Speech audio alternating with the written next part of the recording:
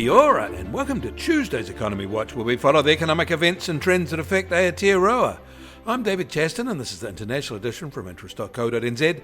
And today we lead with news. Expectations are gyrating around the upcoming US-China leaders meeting. Markets have high expectations and are pricing in a positive outcome. For US markets, this is a relatively modest outcome and a relief. For Chinese and Asian markets more generally, it is very positive. A surge in market euphoria could well bring a surge in commodity prices and in turn inflation. This will complicate the US Fed's Thursday decision, but they won't know the final outcome of the Xi-Trump meeting when they make their decision later this week, and that is awkward for them. Even before the results of the key meeting are known, Chinese industrial firm profits rose more than 20% in September from the same month a year ago, amid ongoing policy measures to revive business and consumer sentiment. Private sector earnings strengthened markedly, while losses amongst state-owned enterprises narrowed quickly.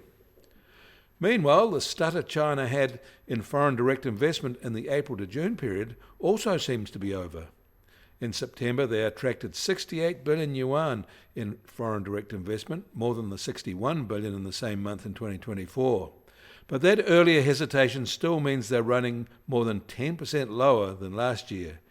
And in 2024 was the weakest year they had for foreign direct investment in more than a decade. It may be improving slightly, but they're still in a serious shadow. And we should probably note that the hesitation about relationships with the US are expanding. Countries may engage with the US transactionally to hold on to trade links, but China is actually winning. This is clear from Indonesia ordering Chinese fighter jets for its air force and other naval equipment. In the US, the data isn't quite so positive, although you wouldn't know it from the Wall Street signals today. Despite improving, the Dallas Fed Factory Survey is still reporting negative overall conditions. New orders shrank less, and manufacturing conditions remain below average. Perceptions of broader business conditions worsened somewhat in October, and optimism about the next 6 months waned. But prices and wage pressures eased, the survey showed. Over the weekend, the US released its September CPI inflation data, and it rose to 3%, up from 2.9% in August.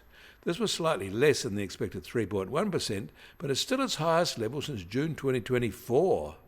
Energy costs, food and rents came in higher than that, but petrol prices were lower.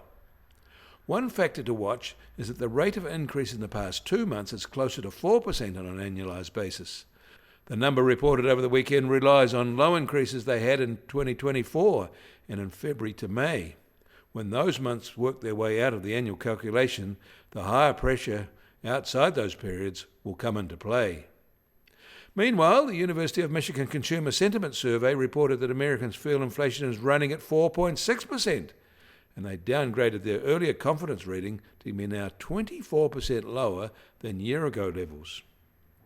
The internationally benchmarked PMI reports for the US for October reported a strong start to the fourth quarter, with expansions in both the services and factory sectors.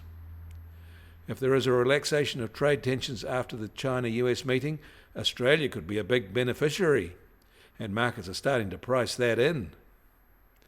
And we should probably also note that the price of aluminium is rising fast again, back to levels first reached in the pandemic spike. Causing this current surge is the price Americans are prepared to pay because of their self-imposed tariffs, as producers avoid that market. Those American buyers have been hit twice. Also worth noting is a sudden rise in the price of sulfur. Causing this spike is a fall in supply from some key oil producers, sulfur is a byproduct, when demand is rising for fertilizers. The US Treasury 10-year yield is now at 4%, dipping 1 basis point from yesterday. And the price of gold will start today at $3,993 an ounce, down $118 overnight.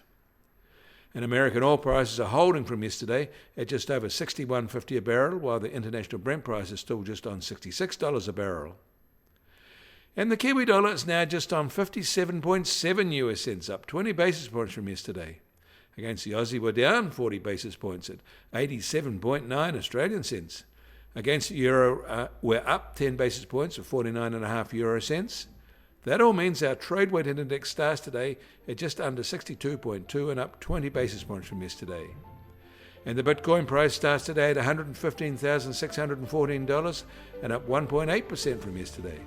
Volatility over the past 24 hours has again been modest at plus or minus 1.3%. You can get more news affecting the economy in New Zealand from interest.co.nz. Kia ora, I'm David Chaston, and we'll do this again tomorrow.